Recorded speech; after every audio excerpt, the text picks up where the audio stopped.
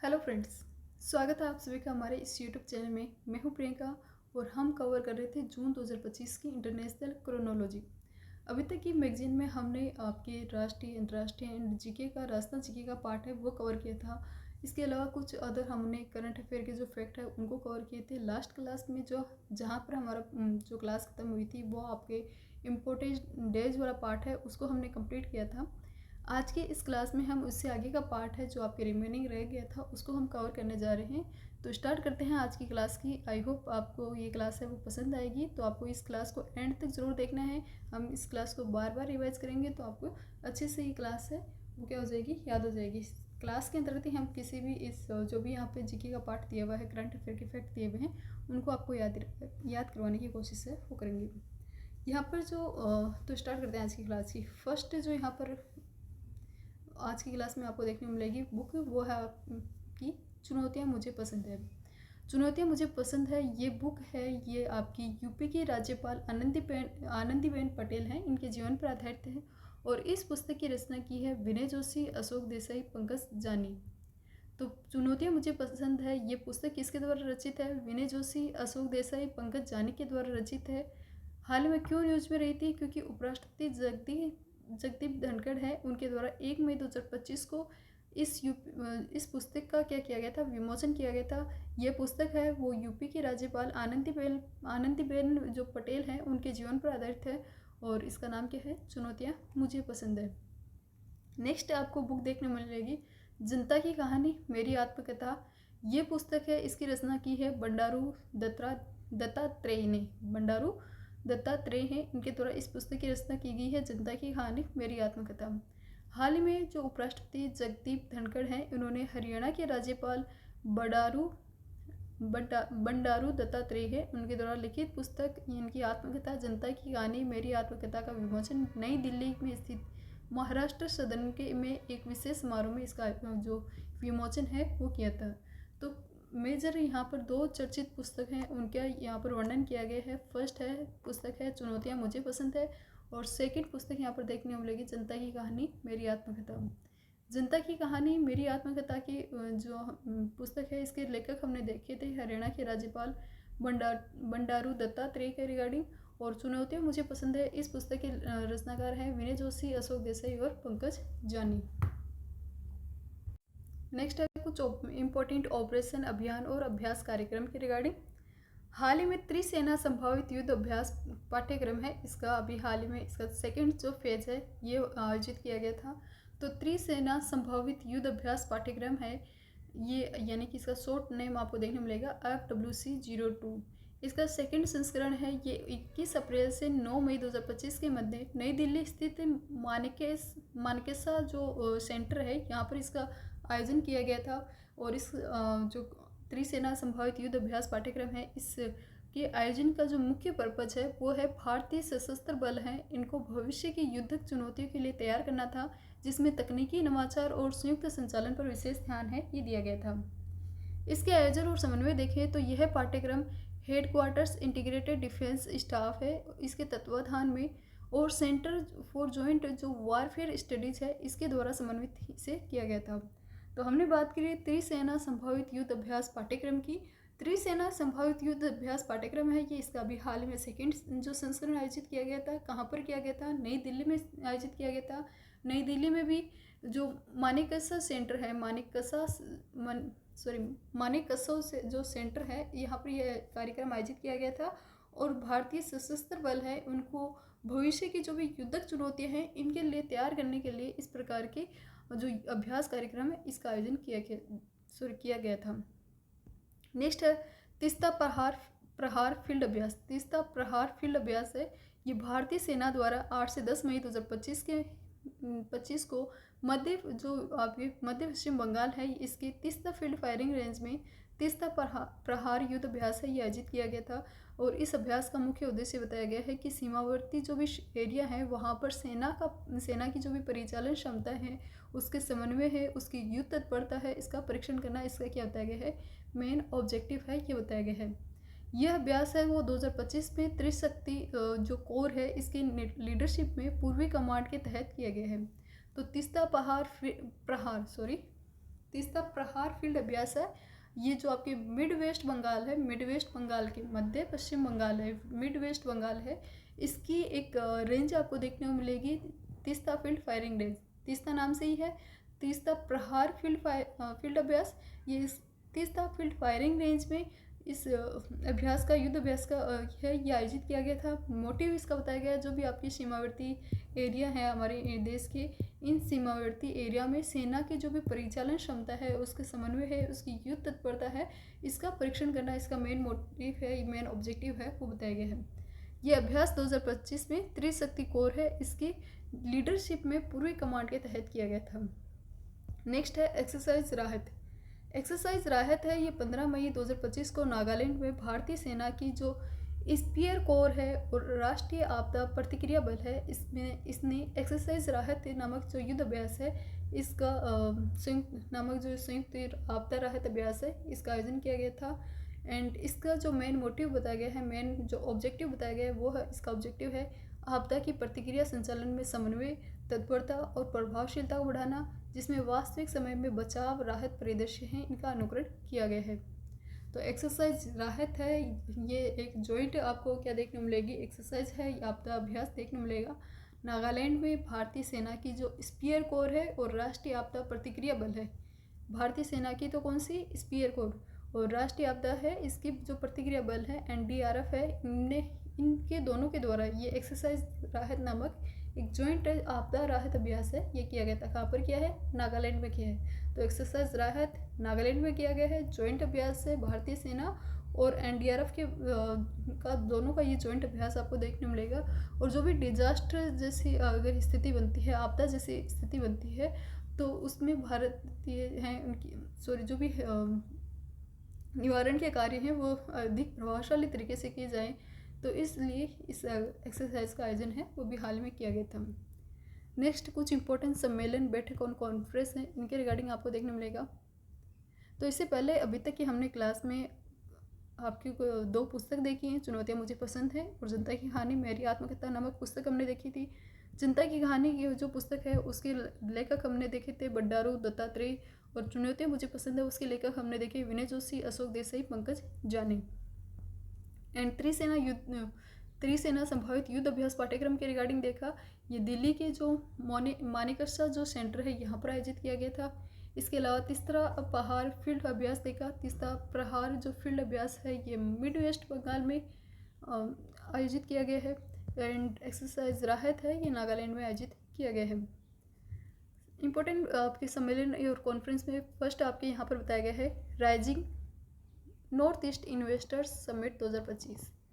हाल ही में rising north east जो investors summit 2025 है, इसका आयोजन भारत मंडपम नई दिल्ली पे इसका आयोजन किया गया था। उद्घाटन आपके पीएम नरेंद्र मोदी ने इसका उद्घाटन किया है। इसके आयोजक आपको देखने मिलेंगे फिक्की, इसके अलावा फिक्की के अलावा इन्वेस्ट इंडिया एंड इसके अलावा पूर्वोत्तर क्षेत्र का जो विकास मंत्रालय है, इन तीनों के सहयोग से इस कार्यक्रम का आयोजन है किया गया है। क्योंकि नाम में आपके क्या है, नॉर्थ ईस्ट इन्वेस्टर्स है, तो नॉर्थ ईस्ट के रिगार्डिंग पूर्वोत्तर क्षेत्र का जो विकास मंत्रालय उसका सहयोग देखने मिलेगा, फिक्की का सहयोग देखने मिलेगा और इन्वेस्ट इंडिया है, इनका सहयोग देखने मिलेगा। उद्देश्य क्या बताया गया, वही पूर्वी भारत की बात करता हूँ, भारत के उत्तर पूर्वी क्षेत्र है, इसमें निवेश और विकास के केंद्र है, इसको बनाना। नेक्स्ट है नौवां अंतर्राष्ट्रीय समुद्री सुरक्षा सम्मेलन। नौवां अंतर्राष्ट्रीय समुद्री सुरक्षा सम्मेलन है, ये सिंगापुर में आयोजित किया गया था। इसका मेन जो सब्जेक्ट है यहाँ पर रखा गया था सुरक्षित और संरक्षित समुद्र, सेफ एंड सिक्योर सीज है, ये इसका क्या रखा गया था, एक सब्जेक्ट है, जो मेन सब्जेक्ट है वो रखा गया था। तो नौवां अंतर्राष्ट्रीय समुद्री सुरक्षा सम्मेलन, अंतर्राष्ट्रीय समुद्री सुरक्षा सम्मेलन कहाँ पर आया है, आयोजित किया गया सिंगापुर में। विश्व हाइड्रोजन शिखर सम्मेलन, हाल में विश्व हाइड्रोजन शिखर सम्मेलन है, ये 20 से 22 मई 2025 को नीदरलैंड का जो शहर है रोटरडेम में इस सम्मेलन का आयोजन किया गया था। और इसमें भारत है, उन्होंने भी पार्टिसिपेट किया है। भारत का प्रतिनिधित्व है वो केंद्रीय नवीन और नवीकरणीय ऊर्जा मंत्रालय के जो सचिव है संतोष कुमार सारंगी ने भारत का यहाँ पर प्रतिनिधित्व किया था। इसके आयोजक की बात करें तो यह है सतत ऊर्जा जो परिषद है, सस्टेनेबल एनर्जी जो काउंसिल है और आरएक्स ग्लोबल है, इनके द्वारा डच सरकार, साउथ होलैंड प्रांत और रोटरडेम शहर है और रोटरडेम पोर्ट, इन सबके सहयोग से इस विश्व हाइड्रोजन शिखर सम्मेलन का आयोजन किया गया था। कहाँ पर? रोटरडेम, नीदरलैंड। तो इम्पोर्टेंट समिट में फर्स्ट हमने देखी rising north east investor summit, नई दिल्ली, भारत मंडपम। सेकेंड हमने देखी नोवा अंतर्राष्ट्रीय समुद्री सुरक्षा जो सम्मेलन, सिंगापुर। थर्ड हमने बात की विश्व हाइड्रोजन शिखर सम्मेलन की, ये रोटरडेम, नीदरलैंड। फोर्थ आपको देखने को मिलेगा 78वीं विश्व स्वास्थ्य सभा। 78वीं विश्व स्वास्थ्य सभा है जिनेवा, स्विट्जरलैंड में आयोजित की गई है और इसका आयोजक आपको देखने मिलेगा WHO, विश्व जो आपके स्वास्थ्य संगठन है, वर्ल्ड हेल्थ ऑर्गेनाइजेशन, उसके द्वारा इसका आयोजन किया गया है। कहाँ पर? जिनेवा, स्विट्जरलैंड में।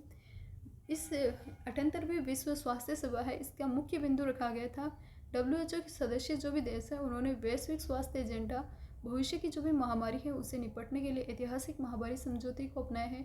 WHO ने अगले कार्यक्रम के बजट है उसको मंजूरी दी है और इसका उद्देश्य दुनिया को भविष्य में जो भी महामारी है उसमें अधिक न्याय संगत और अधिक सुरक्षित बनाना है। जैसे कोविड-19 जैसी महामारी आई थी, इस प्रकार की अगर इन फ्यूचर में कोई भी महामारी आती है तो दुनिया को कंप्लीट जो हमारा ग्लोब है इसको अधिक न्याय संगत और सुरक्षित बनाने के लिए इस प्रकार की जो समिट है ये आयोजित की गई है।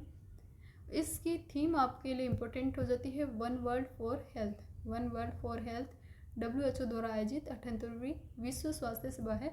इसकी थीम आपको देखने मिलेगी। ये आयोजन किया गया था स्विट्जरलैंड, जिनेवा में। नेक्स्ट है वर्ल्ड बैंक की भूमि सम्मेलन 2025। विश्व बैंक भूमि सम्मेलन 2025 है। ये वाशिंगटन DC, संयुक्त अमेरिका, आपके अमेरिका है, अमेरिका की वाशिंगटन DC जो सिटी है यहाँ पर इस सम्मेलन का, विश्व बैंक भूमि सम्मेलन का आयोजन किया गया था। इसका मेन जो सब्जेक्ट है वो जलवायु कार्रवाई के लिए भूमि स्वामित्व और पहुंच को सुरक्षित करना, जागरूकता से कार्रवाई की ओर बढ़ना, ये इसका आपको क्या देखने मिलेगा, सब्जेक्ट देखने मिलेगा। भारत की इसमें भूमिका देखें तो भारत ने स्वामित्व योजना और जो ग्राम मानचित्र मंच है इसको प्रदर्शित करके यहाँ पर कंट्री चैंपियन की भूमिका निभाई है। इन पहलों को ड्रोन सर्वेक्षण और डिजिटल भूमि प्रबंध के लिए वैश्विक मॉडल के रूप में सहारा गया है जो ग्रामीण शासन और जलवायु लचीलापन को बढ़ावा देता है। तो इस अकॉर्डिंग ये जो स्वामित्व योजना है ये आपके लिए इम्पोर्टेंट हो जाती है। ग्राम मानचित्र मंच है ये इम्पोर्टेंट हो जाती है और भारत की इस प्रकार की स्वामित्व योजना, ग्राम जो मानचित्र मंच वाली जो पहल है इसको जो पूरा वर्ल्ड है वैश्विक मॉडल है उसने सराहा यानी कि इसकी प्रशंसा की है। ग्रामीण शासन और जलवायु लचीलापन को बढ़ावा देने के रिगार्डिंग इसकी बताया है। और ये कहाँ पर बताया गया तो ये एक कार्यक्रम आयोजित किया गया था, सम्मेलन विश्व बैंक भूमि सम्मेलन जो आपके अमेरिका में आयोजित किया गया था।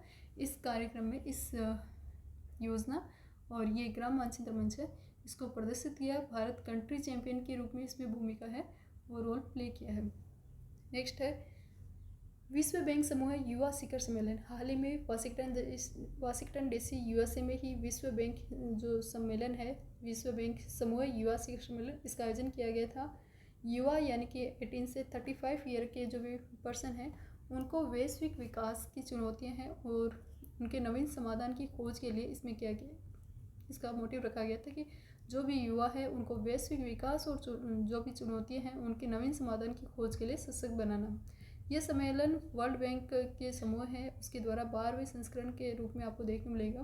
भारतीय प्रतिनिधित्व इसमें बाड़मेर के जो राजस्थान के डॉक्टर सालक समेजा है उनका चयन इसमें किया गया है। जो भारतीय युवा है उनकी वैश्विक मंच की बढ़ती उपस्थिति को दर्शाता है।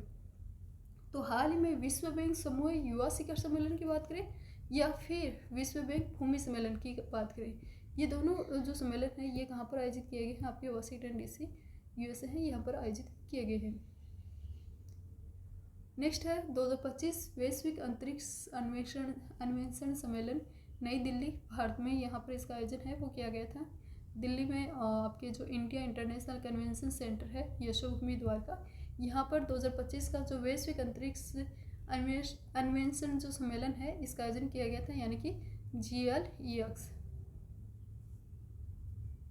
इसरो और IAF है ये इसके क्या थे, आयोजकर्ता आपको देखने मिलेंगे। इसकी थीम आपके लिए इम्पोर्टेंट हो जाती है रीचिंग न्यू वर्ल्ड्स ए स्पेस एक्सप्लोरेशन रेनेसा, यानी कि एक नई दुनिया तक पहुंचना, अंतरिक्ष अन्वेषण है इसका पुनर्जागरण करना। ये इस जो समिट है आपकी 2025 की वैश्विक अंतरिक्ष अन्वेषण समिट, इसकी आपको थीम देखने मिलेगी, सब्जेक्ट है वो देखने मिलेगा। नेक्स्ट है विंग्स इंडिया 2026। हाल ही में ये आयोजित किया गया था आपके हैदराबाद के बेगमपेट एयरपोर्ट है, यहाँ पर विंग्स इंडिया 2026 है, इसका आयोजन किया जाना है ये, और किया नहीं गया है, 2026 में किया जाएगा। 28 से 31 जनवरी 2026 के मध्य इस विंग्स इंडिया समिट है ये आयोजित की जाएगी। नागरिक उड्डयन मंत्रालय और एयरपोर्ट अथॉरिटी ऑफ इंडिया और federation of Indian chambers and commerce and industry यानी कि फिकी है, इन तीनों के सहयोग से इस कार्यक्रम है इसका आयोजन किया जाएगा। इसकी थीम बताई गई है भारतीय विमानन भविष्य की दिशा, डिजाइन से लेकर चुनौती, निर्माण से रखरखाव, समावेशिता से नवाचार और सुरक्षा से स्थिरता तक। थीम काफ़ी इंपॉर्टेंट है। डिजाइन से लेकर तैनाती तक, डिजाइन से लेकर तैनाती तक, निर्माण से रखरखाव तक, समावेशिता से नवाचार और सुरक्षा से स्थिरता तक, ये इसकी क्या देखने मिलेगी, थीम देखने मिलेगी। तो भारतीय विमान भविष्य की दिशा, डिजाइन से लेकर तैनाती, निर्माण से रखरखाव, समावेशिता से स्थिरता, समावेशिता है इससे नवाचार और सुरक्षा से स्थिरता, किसकी थीम है, विंग्स इंडिया समिट 2026 है, इसकी थीम आपको देखने मिलेगी। हाल ही में विश्व फिनटेक शिखर सम्मेलन है, ये बेंगलुरु के कर्नाटक में आयोजन किया गया था। तो फिनटेक शिखर समिट का आयोजित की गई है बेंगलुरु कर्नाटक। नेक्स्ट यहाँ पर बताया गया भारत समावेशी शिखर सम्मेलन, ये इंडिया जो इंटरनेशनल सेंटर नई दिल्ली है, यहाँ पर इसका आयोजन है वो किया गया है। इस सम्मेलन के जो मुख्य बिंदु देखें तो इस सम्मेलन इस शिखर समिट है, इसका मेन मोटिव है समावेशी विकास को बढ़ावा देना, विकलांग और दिव्यांग लोग हैं उनके लिए डिजिटल जो सामग्री है उनको उसको सुलभ कराने के लिए जागरूकता अवेयरनेस है, इसको बढ़ावा देना। आर्टिफिशियल जो इंटेलिजेंस है इसमें सक्षम चैटबॉट है ये जारी किया गया है। तो भारत समावेशी शिखर सम्मेलन के लिए हाल में एक चैटबॉट, आर्टिफिशियल चैटबॉट भी जारी किया गया है। इस समिट का आयोजन किया गया था इंडिया इंटरनेशनल सेंटर नई दिल्ली।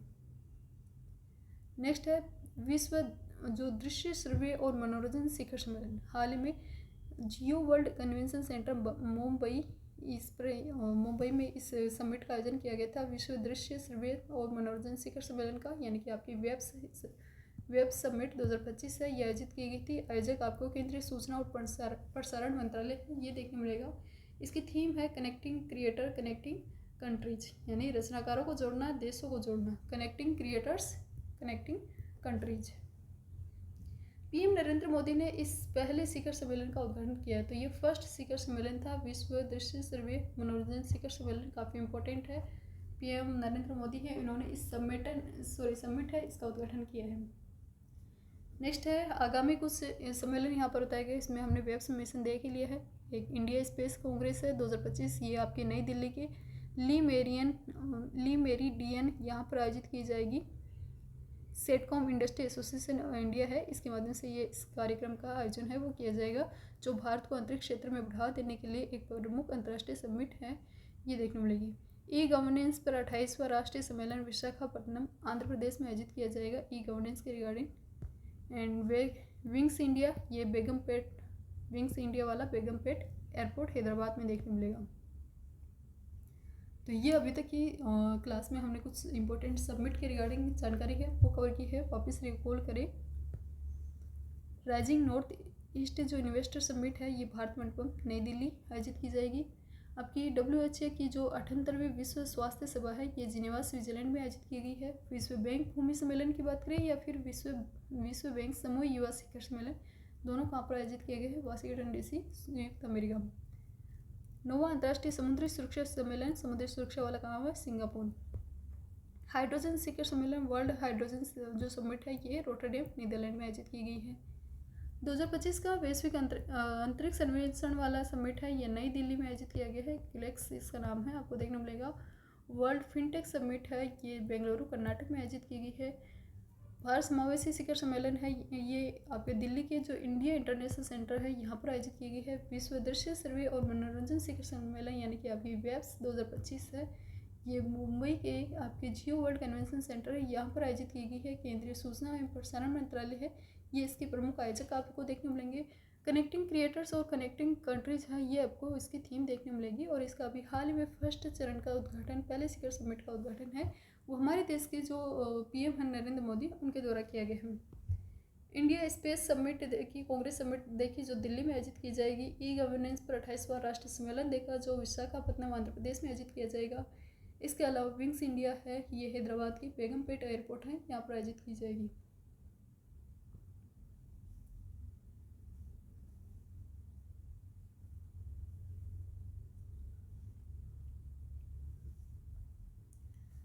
नेक्स्ट यहाँ पर मेला, महोत्सव और प्रदर्शनी है, इनकी रिगार्डिंग जानकारी है वो कवर की गई है।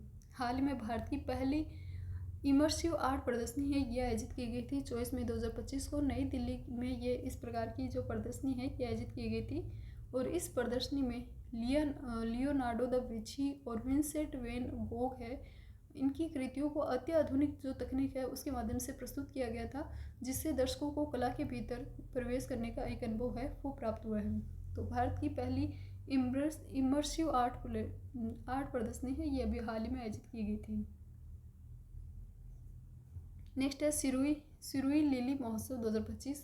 हाल ही में मणिपुर के जो उखरूल जिला है यहाँ पर इस जो सिरुई लिली महोत्सव है इसका आयोजन किया गया था और मणिपुर का जो राज्य पुष्प है सिरुई लिली है, ये इसकी खोज के 75वें वर्ष को समर्पित ये कार्यक्रम आपको देखने मिलेगा। सिरुई लिली क्या है? मणिपुर का राज्य पुष्प है, ये देखने मिलेगा। यह दुर्लभ और संकटग्रस्त जो पुष्प है ये केवल सिरुई पहाड़ी है यहाँ पर पाया जाता है, जो मई जून के मध्य खिलता है। नेक्स्ट कुछ इंपॉर्टेंट योजना, कार्यक्रम, पहल और मिशन की रिगार्डिंग बताया गया है। राष्ट्रीय महिला आयोग की एक पहल स्टार्ट की गई है, कैंपस कॉलिंग पहल। तो नेक्स्ट है कैंपस कॉलिंग पहल के रिगार्डिंग। हाल ही में 16 मई 2025 को मेरठ के स्वामी विवेकानंद सुभारती यूनिवर्सिटी है, इसमें इस पहल की शुरुआत है वो की गई थी। इसका उद्देश्य कॉलेज और विश्वविद्यालय परिसर है, यहाँ पर लैंगिक जो संवेदनशीलता है, यौन उत्पीड़न है इसकी रोकथाम और साथ ही साइबर सुरक्षा के प्रति जागरूकता है, इसको बढ़ावा, ये इस कैंपस कॉलिंग के पहल है। इसका आपको जो ऑब्जेक्टिव है वो देखने मिलेगा। इस पहल के तहत NCW विभिन्न शैक्षणिक संस्थानों में कार्यक्रम आयोजित करता है और कार्यशालाएं, सेमिनार और इसके साथ ही इंटरेक्टिव सत्र है वो शामिल होते हैं। नेक्स्ट है सागर में सम्मान पहल। भारत सरकार ने हाल ही में समुद्री क्षेत्र में महिलाओं की भागीदारी को बढ़ावा देने के उद्देश्य से सागर में सम्मान पहल की स्टार्टिंग की गई है। इसका उद्घाटन किया गया है 18 मई 2025 को। अंतर्राष्ट्रीय महिला दिवस है, इस पर समुद्री दिवस के अवसर पर केंद्रीय पतन, पोत, परिवहन और जलमार्ग मंत्री आपके सर्बानंद सोनोवाल है, इनके द्वारा मुंबई में इसका उद्घाटन किया गया है। इसका उद्देश्य क्या है आपको देखने मिलेगा। तो इसका ऑब्जेक्टिव है समुद्री क्षेत्र में महिलाओं की भागीदारी को बढ़ाना, लैंगिक समानता है इसको बढ़ावा देना और एक समावेशी कार्यबल है ये बनाना। इसका टारगेट रखा गया है 2030 तक तकनीकी समुद्री भूमिका में 12% महिला है इसकी प्रतिनिधित्व प्रदान करना। तो सागर में सम्मान, ये महिलाओं की भागीदारी बढ़ाने के रिगार्डिंग आपको एक पहल है वो देखने मिलेगी। नेक्स्ट है Nai Disha, a path back to learning. Delhi police ने 12 मई 2025 को Nai Disha, a path back to learning नामक एक सामुदायिक पहल की शुरुआत की है, जिसका उद्देश्य बताया गया है स्कूल छोड़कर जो बच्चे हैं, छोड़ चुके जो भी बच्चे हैं जिन्होंने स्कूल छोड़ दिए हैं, उन बच्चों को पुनः शिक्षा प्रणाली से जोड़ना। ये Nai Disha, a path back to learning यानी जो शिक्षा छोड़ चुके हैं उनको वापस एजुकेशन से जोड़ना। A path back to learning, Nai Disha, a path back to learning, इसका आपको देखने मिलेगा। पहल है, ये एक सामुदायिक पहल है जिसकी अभी हाल में स्टार्टिंग की गई है। इसमें पुलिसकर्मी द्वारा घर घर जाकर बच्चे और उनके परिवार है उनसे संवाद किया जाएगा। जो भी NGO वगैरह है, सामाजिक कार्यकर्ता है, उनके साथ समन्वय स्थापित इसमें किया जाएगा, जिससे कि बच्चों की जो शिक्षा है उसे कंटिन्यू रखा जा सके। नेक्स्ट है गुजरात सरकार का पोर्टल तेरा तुझको अर्पण। ये पोर्टल साइबर अपराध से जो भी पीड़ित है उनको त्वरित और पारदर्शी धन वापसी प्रदान करने के उद्देश्य से विकसित किया गया है तेरा तुझको अर्पण। गुजरात सरकार के जो मुख्यमंत्री है भूपेंद्र पटेल और उनके नेतृत्व में तेरा तुझको अर्पण नामक एक पोर्टल है, ये राज्यव्यापी पोर्टल है, इसका हाल में शुभारंभ किया गया है। नेक्स्ट है सहयोग पहल। हाल ही में उड़ीसा सरकार है उसने 1 मई 2025 को सहयोग नामक एक नवोन्मेषी पहल शुरू की है, जिसका उद्देश्य है शहरी गरीब है इनको सरकार की कल्याणकारी योजनाओं तक आसान पहुंच सुनिश्चित करना। इसे आवास और शहरी विकास मंत्रालय के मंत्री कृष्ण चंद्र महापात्रा भुवनेश्वर हैं, उनके द्वारा लॉन्च किया गया है। नेक्स्ट है इंदिरा सौर गिरि जला विकासम योजना। तेलंगाना के जो सीएम है ए रेवंत रेड्डी, उन्होंने नागर कुरनूल जिले में माचाराम गांव है, यहाँ से इंदिरा सौर गिरि जला विकासम योजना है, इसका हाल ही में 18 मई 2025 को शुभारंभ किया है। तो आपके लिए इम्पोर्टेंट फर्स्ट फैक्ट हो जाता है इंदिरा सौर गिरि जला विकासम योजना कहाँ से या कौन से डिस्ट्रिक्ट से संबंधित है, तो तेलंगाना से संबंधित है। तेलंगाना के सीएम कौन है, ए रेवंत रेड्डी जो रेड्डी है ये यहाँ के सीएम है, जिन्होंने नागरकुलम जिले से इसका स्टार्टिंग है वो की है। इसका ऑब्जेक्टिव है आदिवासी जो भी किसान हैं उनको सशक्त बनाने और उनकी आर्थिक स्थिति सुधारने के लिए इस सौर ऊर्जा आधारित सिंचाई सुविधा है इसको प्रदान करना। इसके लाभार्थी मुख्य रूप से आदिवासी समुदाय और विशेष रूप से वो समुदाय जो वनों पर आधारित है, वो आपको इस इंदिरा सौर गिरि जला विकासम योजना के लाभान्वित लाभार्थी है वो देखने मिलेंगे। इस योजना के तहत आदिवासी किसान है उनको बागवानी फसल है उनकी सिंचाई के लिए लगभग 5 से 7.5 हॉर्स पावर के मुफ्त सोलर पैनल है ये प्रदान किए जाएंगे। तो इंदिरा सौर गिरि जला विकासम योजना का संबंध कहाँ से है, तेलंगाना से। इससे पहले हमने देखी सागर में समान पहल, इसका संबंध है महिलाओं से। Nai Disha a path back to learning आपकी दिल्ली पुलिस ने स्टार्ट की है और सामुदायिक पहल है, जो बच्चे स्कूल छोड़ चुके हैं उनको वापस एजुकेशन से जोड़ना, इसके लिए स्टार्ट की गई। गुजरात सरकार का पोर्टल देखने को मिलेगा 13 तुझको अर्पण, जो भी साइबर अपराध से पीड़ित व्यक्ति हैं उनको वापस उनकी धन वापसी करने के लिए इस प्रकार का पोर्टल है वो गुजरात सरकार ने स्टार्ट किया है। ओडिशा गवर्नमेंट ने हाल ही में सहयोग पहल है ये स्टार्ट की है, जो आपके शहरी गरीब व्यक्ति हैं उनके कल्याणकारी आपको योजनाओं तक आसान पहुंच सुनिश्चित करने के लिए सहयोग पहल है ये ओडिशा गवर्नमेंट द्वारा स्टार्ट की गई है। नेक्स्ट है विकसित कृषि संकल्प योजना। विकसित कृषि संकल्प योजना का भारत सरकार द्वारा 29 मई से 12 जून 2025 तक शुरू किया गया है। एक राष्ट्रव्यापी अभियान देखने मिलेगा जिसका उद्देश्य खरीफ की जो भी फसल है उनको कम लागत पर उन्नत कृषि उत्पादन है इसको बढ़ावा देना। तो विकसित कृषि संकल्प योजना ये इंडियन गवर्नमेंट की स्कीम है। ये 29 मई से 12 जून के मध्य ही संचालित होगी और इसका आपको उद्देश्य है वो खरीफ के जो भी मौसम है उसमें कम लागत पर उन्नत कृषि उत्पादन है इसको बढ़ावा देना इसका आपको क्या देखने मिलेगा, ऑब्जेक्टिव है वो देखने मिलेगा। यह कृषि और किसान कल्याण मंत्रालय और भारतीय कृषि अनुसंधान परिषद ICAR है, इसके सहयोग से इसे चलाया जा रहा है। लक्ष्य इसका रखा गया लगभग 1.30 करोड़ किसान हैं उन तक पहुंचकर आधुनिक तकनीक और सहकारी योजनाएं हैं इनका लाभ सुनिश्चित करना, उत्पादकता और पोषण युक्त खाद्यान्न है इसको बढ़ावा देना, इसका आपको मोटिव है वो देखने मिलेगा। नेक्स्ट यहाँ पर कुछ समझौते और सहयोग समझौते हैं, इनके रिगार्डिंग जानकारी कवर की गई है। फर्स्ट यहाँ पर समझौता बताया गया है DPIIT और आपके जो global energy alliance for people and planet आपके GEAPP, इसके मध्य हाल ही में साइन किए गए MOU के रिगार्डिंग। तो हाल में आपके DPIIT और GEAPP आपके GEAPP का फुल फॉर्म है global energy alliance for people and planet. इनके मध्य 2 वर्षीय समझौता साइन किया गया है जिसका उद्देश्य भारत में स्वच्छ ऊर्जा और विनिर्माण क्षेत्र है, इसमें नवाचार, स्थिरता और उद्यमिता है इसको बढ़ावा देना। इसी के साथ इनटेक पहल स्टार्ट की गई है GEAPP यानी एनर्जी ट्रांजिशन इनोवेशन चैलेंज है, इनटेक नामक एक प्रतिस्पर्धी मंच शुरू करेगा। जो आपको GEAPP है ग्लोबल एनर्जी जो alliance for people and planet है, यह एनर्जी ट्रांजिशन इनोवेशन चैलेंज नामक एक प्रतिस्पर्धी मंच शुरू करने जा रहे हैं जो उच्च प्रभाव वाले समाधानों के लिए लगभग $5 लाख तक का पुरस्कार प्रदान करेगा। तो ये इनटेक है ये काफ़ी इम्पोर्टेंट हो जाता है। इसका लक्ष्य आपको देखने मिलेगा क्लाइमेट टेक स्टार्टअप्स का समर्थन और नेट जीरो है इसका लक्ष्य प्राप्त करना। नेक्स्ट है DST और DRDO है, इनके मध्य हाल ही में एक MOU साइन किया गया है, इनके मध्य हाल ही में एक समझौता साइन किया गया है। DST क्या है आपके विज्ञान और प्रौद्योगिकी विभाग और DRDO क्या है आपके रक्षा अनुसंधान और विकास संगठन।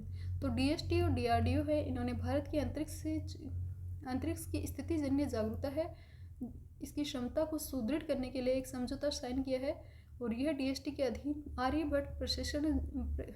आर्यभट्ट जो प्रक्षेपण जो विज्ञान संस्थान है और नैनीताल और DRDO की जो instruments research and development establishment नामक जो संस्था है IRDE देहरादून, इनके बीच में ये साइन किया गया है। नेक्स्ट है अडानी भूटान जल समझौता। अडानी समूह है और भूटान है की गवर्नमेंट है, इनके मध्य ड्रंक ग्रीन पावर कॉरपोरेशन ने 5,000 मेगावाट का जल विद्युत परियोजनाओं के लिए एक संयुक्त विकास के लिए एक समझौता है, ज्ञापन समझौता है, एमओयू साइन किया है। यह एमओयू है 570/900 मेगावाट का वांगचू जल जो विद्युत परियोजना है, जल विद्युत परियोजना इस पर आधारित है, जिसमें डीजीपीसी की 51% और अडानी ग्रुप की 49% आपको हिस्सेदारी है वो देखने मिलेगी। डीजीपीसी है यहाँ पर जो आपकी ड्रग ग्रीन पावर कॉरपोरेशन है, ये इसकी फुल फॉर्म आपको देखने मिलेगी डीजीपीसी की, और अडानी ग्रुप है। इन दोनों की जॉइंट भागीदारी आपको किसमें देखने मिलेगी? आपकी वांगचू जल विद्युत परियोजना है, इसमें देखने मिलेगी। हाल में नेक्स्ट समझौता देखने मिलेगा भारत और डेनमार्क के मध्य हाल में एक समझौता साइन किया गया है। भारत और डेनमार्क है, इन्होंने 2 मई 2025 को नई दिल्ली में एनर्जी के सेक्टर में जो सहयोग है उसको मजबूत करने के लिए एक एमओयू साइन किया है। हरित रणनीतिक साझेदारी 2020 में जो साइन किया गया था, इसी का विस्तार आपको देखने मिलेगा। जो भी हाल में जो एमओयू साइन किया गया है भारत और डेनमार्क के मध्य, ये एनर्जी सेक्टर में सहयोग को बढ़ावा देने के रिगार्डिंग आपको देखने मिलेगा।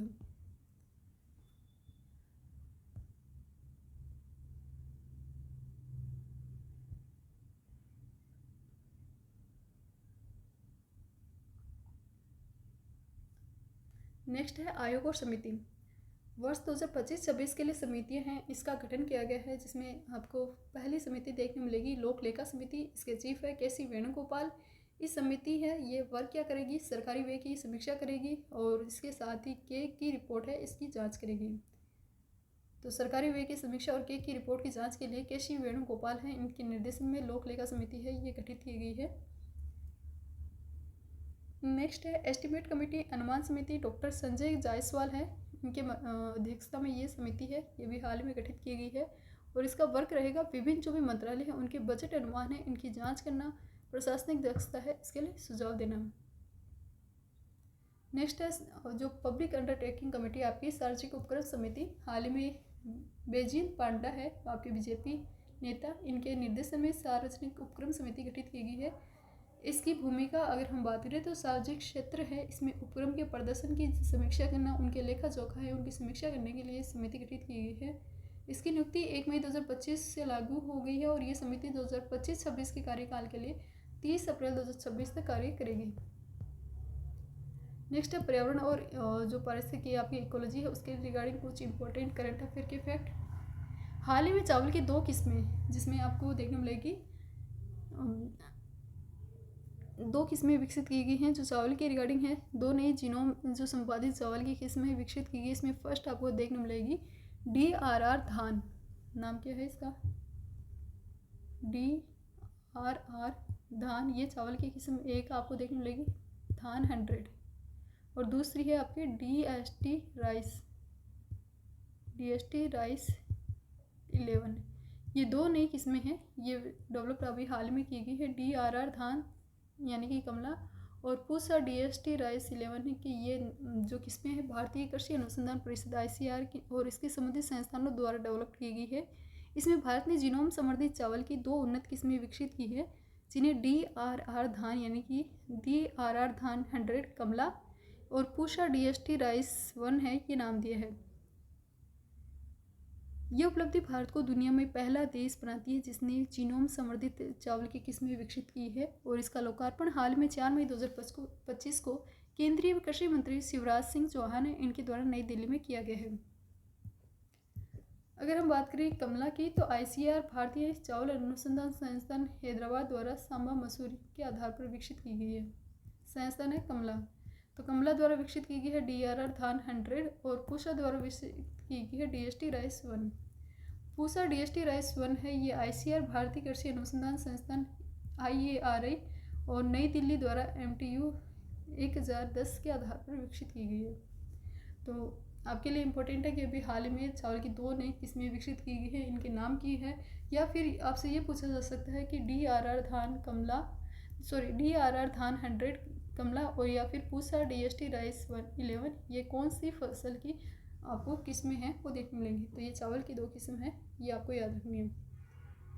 नेक्स्ट यहाँ पर फैक्ट बताया गया है, वो है आपके दुनिया के सबसे कड़वे प्राकृतिक योग के रिगार्डिंग। हाल ही में जर्मनी के वैज्ञानिक ने दुनिया का सबसे कड़वा प्राकृतिक यौगिक है, मैंने योग बोल दिया था, सॉरी, यौगिक है, ये खोजा है। इस यौगिक का नाम इन्होंने रखा है आपके ओलिगोपोरिन डी।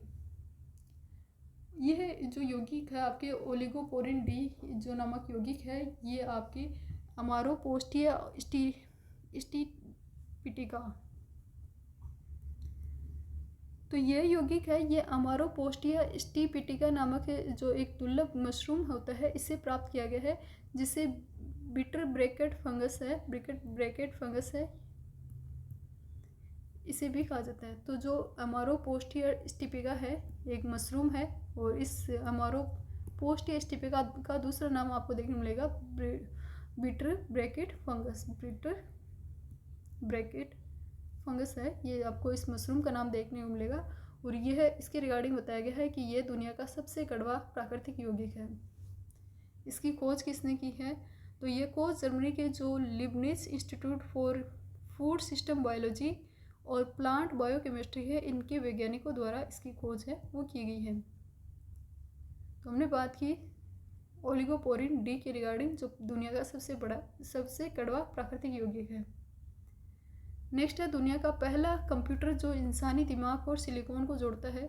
हाल ही में मार्च 2025 में ऑस्ट्रियाई बायोटेक स्टार्टअप है, जिसका नाम आपको देखने को मिलेगा कोरिटल लैब्स। इस कोरिटल लैब्स ने CL1 नामक एक अनोखा कंप्यूटर लॉन्च किया है, जो जीवित मानव के जो भी न्यूरॉन होते हैं और पारंपरिक जो सिलिकॉन चिप्स होती हैं, इनको एकीकृत करता है।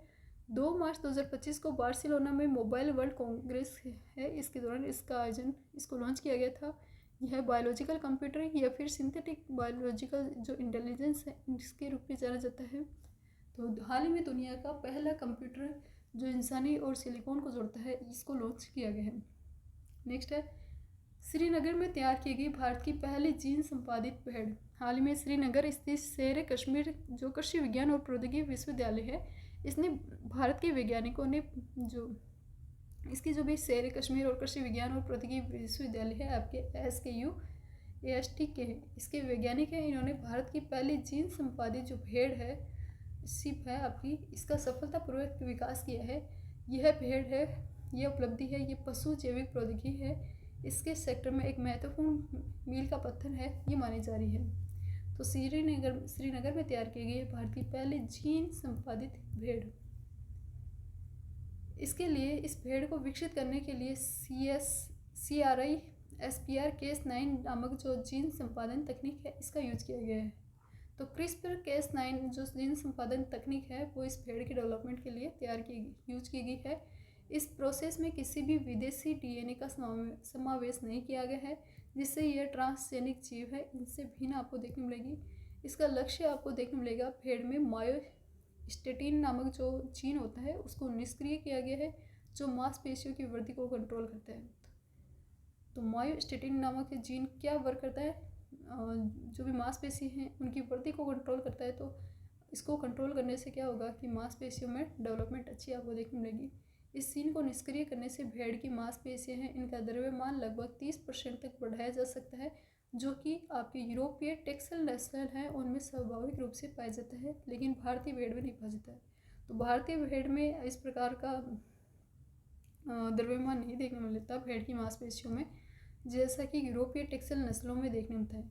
तो इस मायोस्टेटिन नामक जो जीन है, इसको निष्क्रिय करने से अब वर्तमान में भारतीय जो भेड़ होगी, उनमें भी उनकी मांसपेशियाँ, उनका द्रव्यमान भी लगभग 30% बढ़ने से ये यूरोपीय जो टेक्सल नस्ल है उसके समान हो जाएगी। यूरोपीय टेक्सल नस्ल है उनमें तो स्वाभाविक रूप से पाया जाता है। और हमने क्या किया है, इसके रिगार्डिंग हाल ही में एक प्रयोग किया है Cas9 टेक्निक है, इसके माध्यम से जो जीन संपादन तकनीक के माध्यम से जो भेड़ है ये विकसित की है। इस जो यूनिवर्सिटी है आपके SKU AST कश्मीर, इसने पहले भी 2012 में भारत की पहली क्लोन जो पश्मीना बकरी है नूरी, ये नूरी बनाई। तो भारत की पहली पश्मीना बकरी आपको देखने मिलेगी नूरी। इसको भी डेवलपमेंट किसने किया था? आपके श्रीनगर की जो शेर कश्मीर कृषि विज्ञान और प्रौद्योगिकी विश्वविद्यालय है, इसके द्वारा किया गया था। नेक्स्ट है चतुरलाल की जन्म शती पर स्मारक डाक टिकट है, ये अभी हाल ही में जारी किया गया है। चतुरलाल जी कौन थे? तो ये तबला वादक थे और हाल ही में भारत सरकार के डाक विभाग है, उन्होंने प्रसिद्ध जो तबला वादक है पंडित चतुरलाल इनकी जन्म शती यानी 1925 से 2025 के उपलक्ष्य में एक स्मारक डाक टिकट है जारी करने की घोषणा की है। यह डाक टिकट इनकी संगीत यात्रा और उनके भारतीय जो शास्त्रीय संगीत है इसको वैश्विक मंच पर पहुंचाने में इनके योगदान को सम्मानित करने के लिए जारी किया गया है। पंडित चतुरलाल है, इनका जन्म 1925 में उदयपुर राजस्थान में हुआ था। एक दरबारी संगीतकार परिवार में इनका जन्म आपको देखने मिलेगा। तो राजस्थान जीके के अकॉर्डिंग भी ये पर्सनालिटी है, ये इम्पोर्टेंट हो जाती है। राजस्थान के आपके कल्चर से जुड़े हुए हैं। तो राजस्थान के तबला जो वादक हैं पंडित चतुरलाल, जिनका जन्म राजस्थान के उदयपुर में 1925 में हुआ था। हाल ही में इनकी जो जन्म शती थी इसके उपलक्ष्य में एक डाक टिकट है ये जारी करने की घोषणा है वो की गई है। नेक्स्ट कुछ इंपॉर्टेंट वन लाइनर फैक्ट। 29 मई 2025 को राष्ट्रीय बौद्धिक संपदा महोत्सव 2025 का आयोजन कहाँ पर किया गया था? तो इसका आयोजन किया गया था आपके CSIR भारतीय पेट्रोलियम संस्थान देहरादून। नेक्स्ट है 21 मई 2025 को 9वीं ब्रिक्स उद्योग मंत्रियों की बैठक कहाँ हुई थी? तो ये हुई थी बार्सिलिया, ब्राजील। नेक्स्ट है त्रिशूर जो पूरम त्यौहार है इसका संबंध किस राज्य से है? तो त्रिशूर पूरम त्यौहार है ये आपके केरल से जुड़ा हुआ एक फेस्टिवल देखने मिलेगा। नेक्स्ट है भारतीय तट रक्षक बल आपके ICG है, इसका वार्षिक अभियान जो उड़ीसा तट पर लुप्तप्राय ओलिव रिडले कछुए हैं इनके संरक्षण के लिए चलाया जा रहा है। तो ये है ऑपरेशन ओलिविया, ये हमने पहले भी रीड किया है ऑपरेशन ओलिविया। हाल ही में CBI के जो वर्तमान निर्देशक हैं इनके कार्यकाल में 1 वर्ष की वृद्धि की गई है। ये वर्तमान निर्देशक कौन है? तो ये है प्रवीण सूद जो CBI के वर्तमान निर्देशक है। हाल ही में मुंबई पुलिस है, इसका नया कमिश्नर किसे बनाया गया है? तो नए कमिश्नर बने हैं मुंबई पुलिस में देवेन भारती। किस IIT संस्थान ने JNU और जामिया यूनिवर्सिटी है उसके बाद में तुर्की के इनानो यूनिवर्सिटी है इसके साथ अपने शैक्षणिक संबंध रद्द किए हैं? तो ये है IIT रुड़की। तो IIT रुड़की है, इसने भी आपकी जो तुर्की के इनानो विश्वविद्यालय है इसके साथ अपने शैक्षणिक संबंध है इनको रद्द किए हैं। इससे पहले JNU और जामिया यूनिवर्सिटी ने किए थे। नेक्स्ट है महाराष्ट्र सरकार ने लंदन में हुई नीलामी में नागपुर भोसले वंश के संस्थापक कौन थे जिनकी ऐतिहासिक तलवार 47.15 लाख रुपए में खरीदी है? तो यह है रघुजी भोसले। नेक्स्ट है हाल ही में DRDO के अध्यक्ष और रक्षा अनुसंधान विभाग के सचिव के तौर पर किसका कार्यकाल है वो 1 वर्ष के लिए बढ़ाया गया है? तो ये है doctor Sameer V Kamat. Doctor Sameer V Kamat है, ये DRDO के अध्यक्ष हैं और रक्षा अनुसंधान विभाग है इसके सचिव के रूप में वर्तमान में कार्य कर रहे हैं और इनका कार्यकाल 1 वर्ष के लिए बढ़ाया गया है। साथ ही हमने इससे पहले देखे थे रघुजी भोसले के रिगार्डिंग जिनकी जो तलवार है 47.15 लाख रुपए में हाल ही में खरीदी गई है। तो महाराष्ट्र गवर्नमेंट ने लंदन में हुई नीलामी में ये जो रघुजी भोसले हैं इनकी तलवार खरीदी थी। नेक्स्ट है Germany automotive company Audi India है, इन्होंने हाल ही में किससे अपना ब्रांड एम्बेसडर नियुक्त किया है? तो ये बनाया है नीरज चोपड़ा। हाल ही में इन्होंने 90 मीटर से अबव का थ्रो है वो किया था, तो इस वजह से भी चर्चा में रहे थे आपके दोहा डायमंड लीग में। एंड जर्मनी के जो ऑटोमोटिव जो कंपनी Audi इंडिया है इसने भी इनको अपना ब्रांड एम्बेसडर नियुक्त किया है। नेक्स्ट है हाल ही में होम केयर उपकरण कंपनी आपकी बिसेल होम मेकर इंक है, इसने भारत में किसे अपना ब्रांड एम्बेसडर नियुक्त किया है? तो ये बनाया है करीना कपूर को। कौन सी कंपनी ने? होम केयर उपकरण कंपनी है बिसेल होम मेकर इंक। तो बिसेल होम मेकर इंक की तो ब्रांड एम्बेसडर है करीना कपूर और Audi इंडिया के जो ब्रांड एम्बेसडर है वो है नीरज चोपड़ा। इसी के साथ आपकी जून 2025 की जो इंटरनेशनल क्रोनोलॉजी वाली मैगजीन है वो समाप्त होती है। यहाँ पर कुछ वस्तुनिष्ठ प्रश्नों के रिगार्डिंग बताए गए हैं, उनको हम कवर करते हैं। फर्स्ट क्वेश्चन आपसे पूछा गया है विकसित कृषि संकल्प अभियान है, इसका शुभारंभ किस कृषि एवं प्रौद्योगिकी यूनिवर्सिटी है इसके परिसर से 29 मई 2025 को किया है? तो ये किया है भुवनेश्वर, उड़ीसा। तो उड़ीसा से इसका शुभारंभ किया है आपके विकसित कृषि संकल्प अभियान।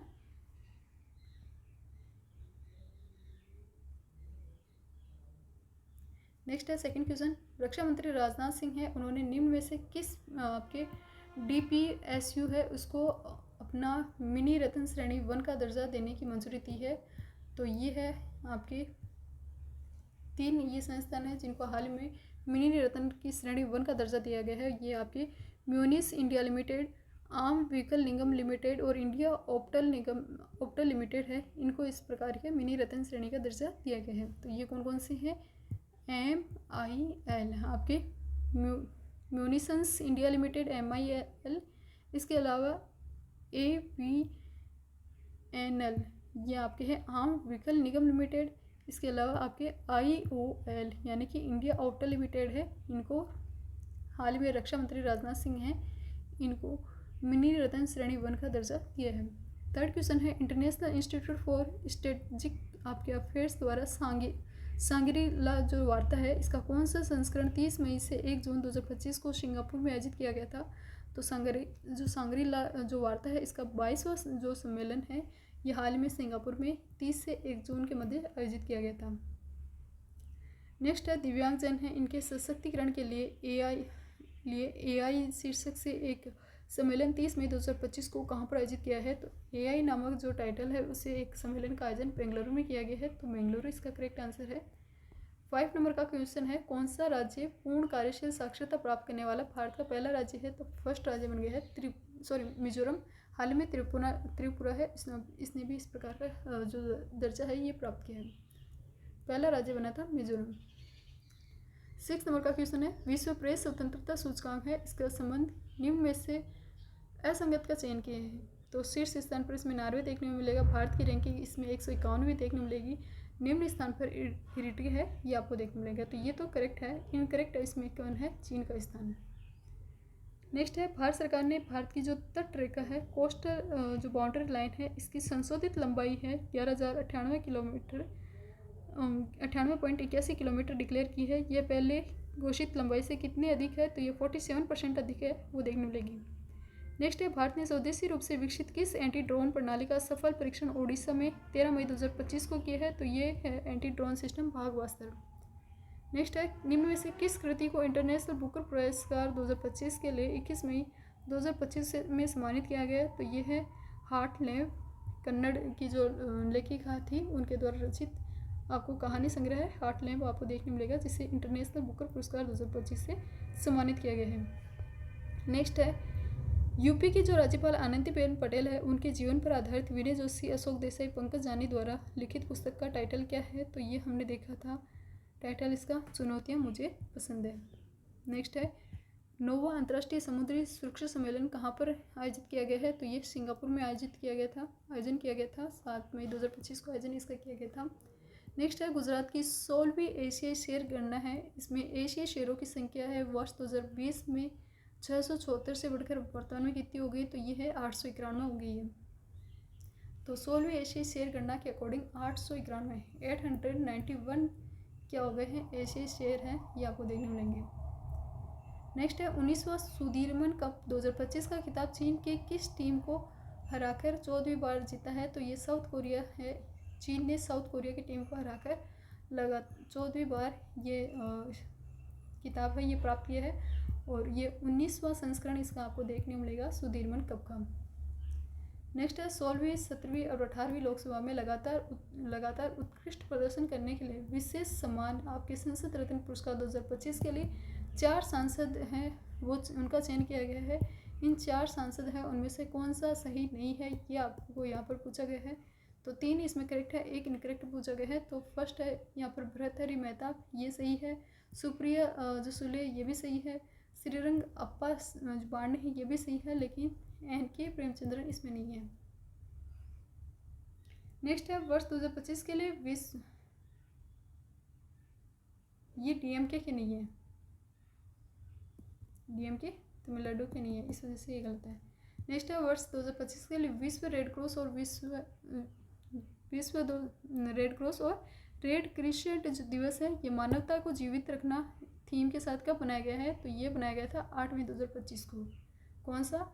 World red cross red crescent दिवस 8 मई 2025 को इसका आयोजन किया गया है। नेक्स्ट है बेलारूस की किस खिलाड़ी ने मैड्रिड ओपन टेनिस टूर्नामेंट 2025 का महिला एकल का खिताब प्राप्त किया है? तो ये है आरेना सबालेंका। नेक्स्ट है लोकसभा अध्यक्ष ओम बिरला द्वारा वर्ष 2025-26 के लिए गठित लोक लेखा समिति है, इसके अध्यक्ष किसे बनाया गया है? तो ये है केसी वेणुगोपाल। नेक्स्ट है भारत सरकार ने समुद्री जो क्षेत्र है इसमें महिलाओं की भागीदारी को बढ़ाने के उद्देश्य से किस पहल की शुरुआत की है? तो ये है सागर में सम्मान नामक पहल है, इसकी स्टार्टिंग की गई है, ऑप्शन बी। तो अभी तक की क्लास में हमने मई 2025 का आपके करंट अफेयर वाला पार्ट है वो कवर किया है। इससे आगे की क्लास में हम आपके मई ने जून वाला कवर किया है, एंड इससे आगे की क्लास में हम जुलाई वाला जो करंट अफेयर्स वाला पार्ट है वो कवर करेंगे। तो मिलते हैं नेक्स्ट क्लास में, तब तक के लिए बने रहिए हमारे साथ, खुश रहिए, मस्त रहिए, पढ़ते रहिए।